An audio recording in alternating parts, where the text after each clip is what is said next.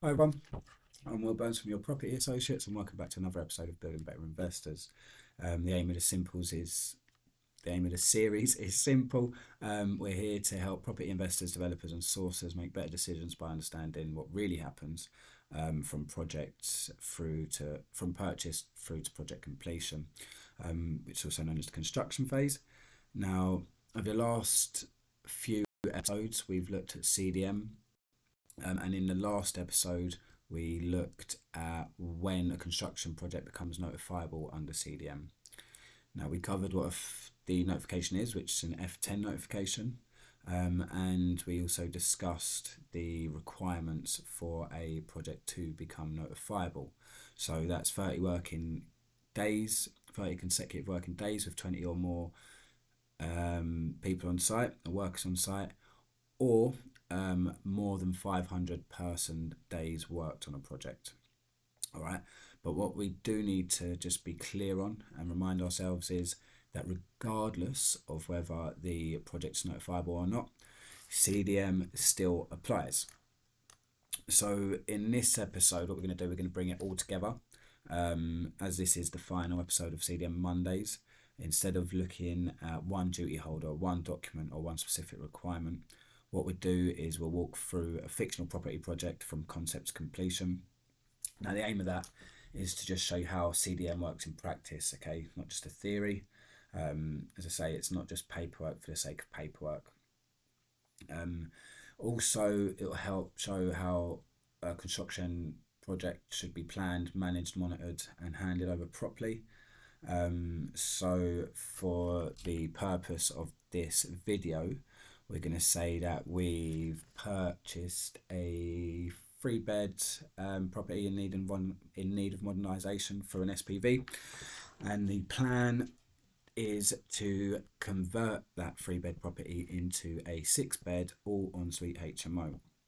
We've gone for that because HMOs and commercial conversions are quite popular at the moment, and also they sort of fall within the requirements of the notification, so it just shows the whole process from beginning to end. So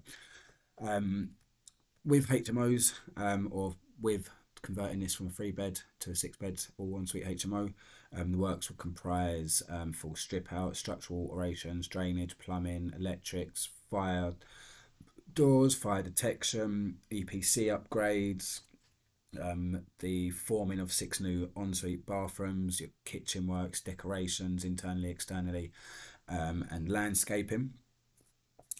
So there's a fair bit of work to be done. Now, because we're buying through an SPV and it's for an investment purpose, we are a commercial client. All right. So again, it means as a commercial client, we have responsibilities under CDM and their duties apply in full.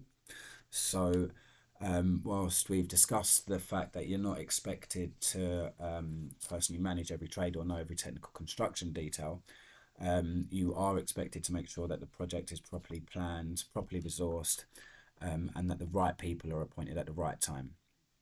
So let's walk through the project in 5 stages. Okay, and the first stage of the 5 is concept and feasibility. Now, this is before you buy, before you instruct the builder, and before anyone starts on site. All right. Now, most investors at this stage are primarily thinking about purchase price, refurb, budget, rent, refinance value, GDV, and profit, which of course is incredibly important, and it really matters. But what a CDM does is it actually forces you to ask other questions, such as, can this project actually be designed, built, used, and maintained safely? So on our HMO conversion, we should already be thinking about asbestos, structure, drainage, fire safety, access, neighbours, live services, working space, the programme, and whether we have enough budget to reflect the real risks of the work and the scope of the work. And this is really where good investors separate themselves from gamblers. Now, I've mentioned it previously that you can have all the spreadsheets in the world, Numbers can look great, but in real life, it's a real building with real people, real risks, and real consequences. So, not to be taken lightly. Now, stage 2 of the project is appointments, and information and design. So this is now, we're moving forward. We need to understand who is going to be doing what. Okay, we're going to purchase the property. So now we just need to understand who's going to be responsible for doing what, and we need to appoint them people. So because this project will definitely involve more than one contractor, a principal designer and a principal contractor will be required. So just as a recap, the principal designer manages health and safety during the pre-construction phase, and the principal contractor manages health and safety during the actual construction phase. Now, as a commercial client, you must make sure that these appointments are made, and that the people you've appointed are capable of carrying out the role. Okay, and that they're aware of their responsibilities. Okay, it's mega important that that's in writing and everyone understands what they're doing, what their roles and responsibility are. Okay, so whilst the appointments are being made, the pre-construction information needs to be pulled together. So as we discussed previously, that's information that we already know about the site, the risks before construction starts. All right. So this is when we start putting all that information together. So in this scenario, in our scenario, what that mean, if there's any existing drawings, if any measured surveys have been done, if there's been any asbestos surveys, and if there's any information on it, any structural information, service locations. We need drainage information if there's going to be any access restrictions. We need fire safety information, and anything else that could sort of affect the way that the work is designed, priced, or delivered. All right, so we have to really think about it. Now, this information should be given to the designers and the contractors as early as possible. All right, now we obviously know that things pop up, but if the team does not understand the risks, then they cannot properly price, design, or plan properly. All right, so this is also where design risk should be considered. So for example, where are the new drainage runs going? Are joists going to need to be cut? Are structural openings being formed? How would a fire strategy affect the layout? Where will services be run? How will future maintenance be carried out safely? So these questions, the earlier these sort of questions are dealt with, the less chance they become an expensive problem later on site. All right, so again, really important to nail all this stuff down as early as possible. Now, after stage 2, we have stage 3, and in stage 3 we're going to be mobilizing. All right, now this is the point between planning a job and physically getting started. The design's clearer, contractors are preparing to start, duty holders have been appointed, and all the key information should have already been shared. It's also where the construction phase plan starts to become critical. So the CPP, or the construction phase plan, explains how the construction phase will be managed safely.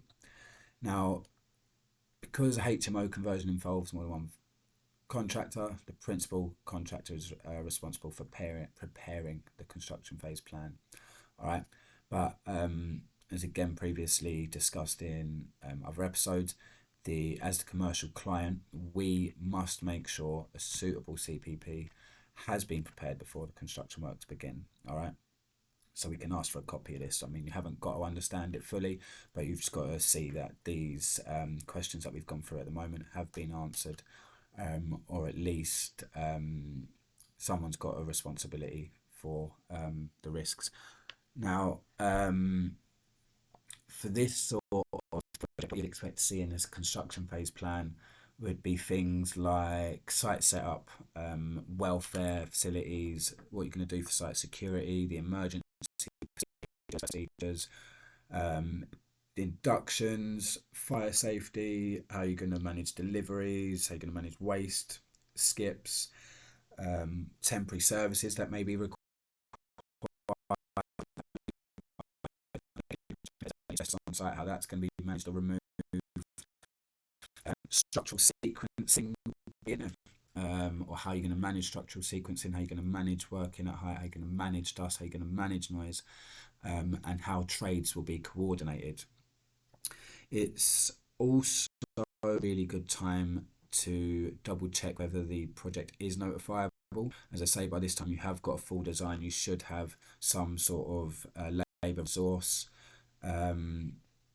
allocation. So by this time we should really know if the project's going to be notifiable. So for the purpose of this video, we're going to say that this HMO is planned to take between 16 and 20 weeks, which is roughly 80 to 100 working days. And whilst the project may never have more than workers on site at the same time, it doesn't automatically mean it avoids notification. So you remember, we also need to consider the total number of person days. All right, and a person day, as a reminder, is a person working for one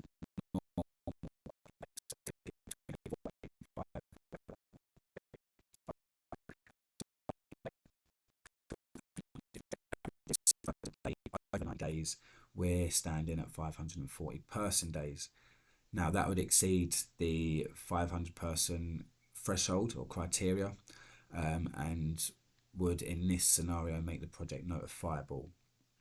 With that said, I would sort of probably lean towards the project being notifiable if you have a program that is sort of 16 to 20 weeks, depending on the extent of the works that need to be done, obviously. So if you are creeping up sort of between 12, 16, 20 weeks, definitely look at your labour resources and how many people can be on site.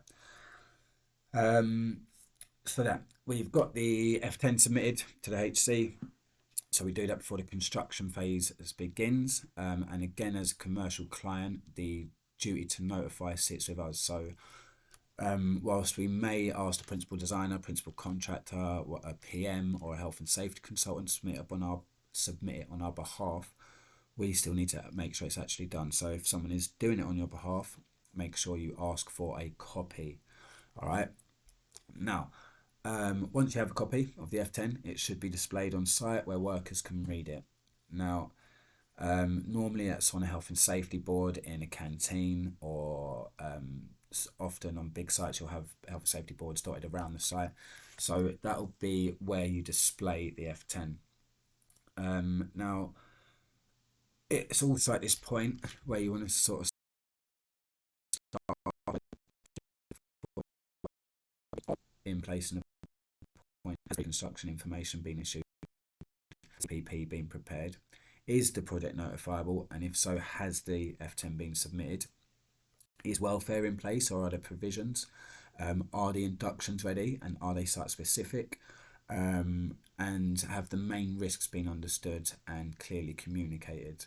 Now, if the answer to those questions can't be answered clearly, the project's probably not ready to start. All right, so you just have to go back through and review what you've missed, or what's outstanding. And as I say, it's better to make sure we get these things sorted out, ironed out before we start. All right. Now on to stage 4. It's where the excitement happens. This is where the work begins, the strip out begins, structural openings are formed, you've got your services installed, you start forming your en-suites, you start putting in fire doors and the plastering goes in, you got your second fix, and then obviously your finishes to follow. Now, throughout the process, the principal contractor should be continually planning, managing, monitoring and coordinating trades through the construction phase.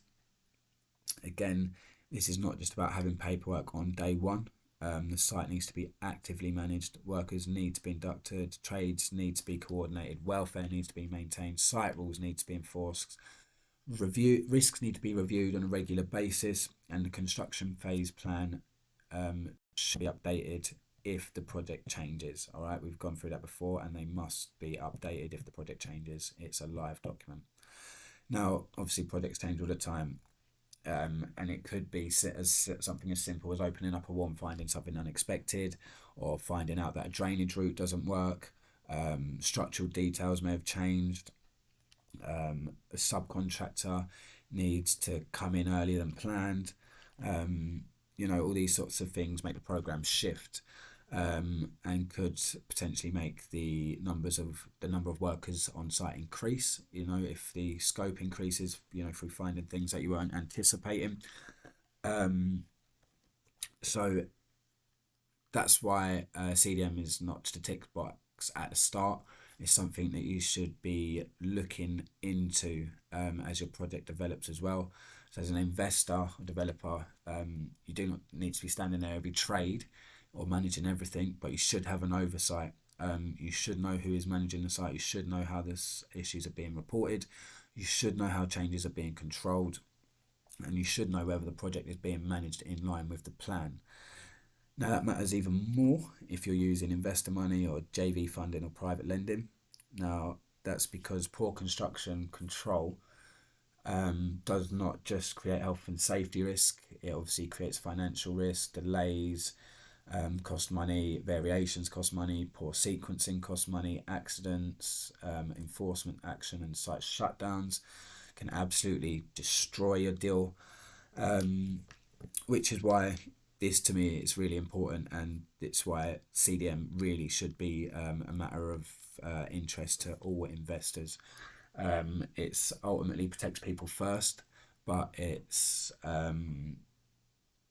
got massive potential to also protect the project, and your capital, which is obviously critical as well. So that's stage 4.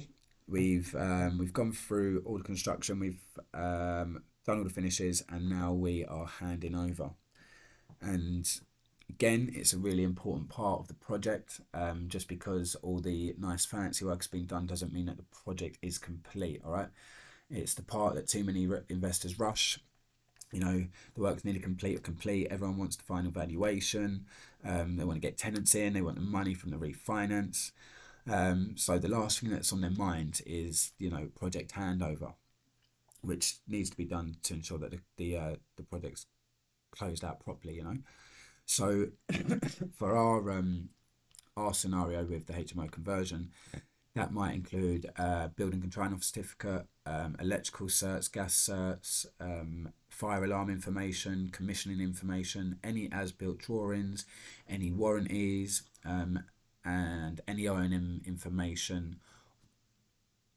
And even if there's a final snag, if there's some snags that still need to be done, that should all be sort of included in the handover as well. Now, from a CDM point of view, it's the health and safety file that's the key document. All right, so the O&Ms and stuff like that is irrelevant to the CDM, although it does form a package, a handover package. So it's all fairly important. With the health and safety file, where project involves more than one contractor, the principal designer is responsible for preparing the health and safety file. Whilst they are responsible for preparing it, it's down to the whole project team collaboratively to feed information into them, from start all the way over to the end of the project, the end of the construction. All right. So the health and safety file should contain information that future workers may need to safely maintain, alter, refurbish or demolish the building. All right. So again, for our HMO health and safety file, the information could include structural alterations, steel locations, service routes, fire safety information, if there's any residual risks, if there's any asbestos anywhere, and any access requirements. As-builts are really, really important as well. So having accurate as-builts is really important. So make sure they're within the health and safety file as well. So still on the subject of health and safety file, and we've mentioned O&Ms. I just want to again get it out there that they're two separate documents. All right. So the O&M manual usually explains how the building and its systems should be operated and maintained. The health and safety file focuses specifically on health and safety information needed for future work. Now they can overlap, but they're not the same thing. All right. And again, as we are the commercial client, we need to make sure that the health and safety file is prepared, updated if needed, and made available to anyone who may need it for future work on the property. And especially if you're going to remain the landlord, you'll want to have as much information in that. And if you're going to pass it over, as a professional, you want to really give as much information as you can. So, yeah, if you need to keep it as a rental, you'll need it for maintenance contractors, and if you're going to refinance, the next tenant will or next landlord will need to know the information. So it's really important. Completion isn't just when the last trade leaves. Completion is when the project has been properly finished, recorded, and handed over.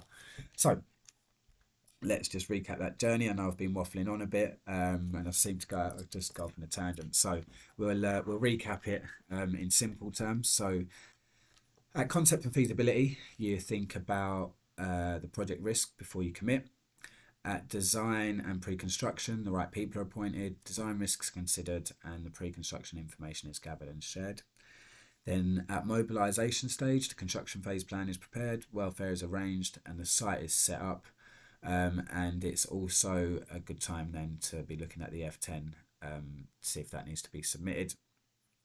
Then we go on to stage 4, the construction phase. Now this is where the principal contractor manages and coordinates the work while the project is monitored and updated as things change. And then we have the handover. The health and safety file is completed and the relevant information passed on for future use. So, thanks for staying with me for all that time. That is CDM from concept to completion. There is a lot more detail, but that is the sort of the overall. It's just again to kind of reiterate, remind, continuously drum it in. CDM is not just for it's not something that only matters after something has gone wrong. It's a framework for planning and managing construction projects properly. And for property investors and developers, that matters because obviously every project carries risk, whether that's financial risk, program risk, design risk, construction risk, health and safety risk. There's loads of risks, and CDM does not remove it all, but what it does do is it gives you a structure for managing it. And now if you're bringing in JV partners, private lenders or investor money, that structure could matter even more, because those people are trusting you to not just find a deal, but manage the project properly and ultimately give them a return on their capital. So if there's one thing to take from CDM Mondays, it's this: do not treat construction as the bit that happens after the deal. All right? Construction is the deal. Now, that's because if the construction side goes wrong,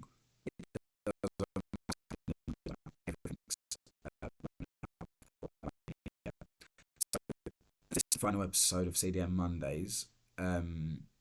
This is the end of CDM Mondays. It's not the end of building better investors. What we're going to do next is we'll continue looking at the construction and project management knowledge that property investors, developers, and sources should understand or need to understand. We will look at how to plan projects properly, appoint contractors. We'll look at how we review quotes, manage risk, protect capital, and take a project from purchase through to completion with more confidence. Now, if you want to learn how to properly plan, manage, monitor, and complete construction projects and understand construction insights all investors and developers should know, make sure you are following along because we have loads more lessons to come. I'm Will Burns from your Property Associates. This is Building Better Investors. Plan better, build smarter, invest safer. I'll see you in the next one.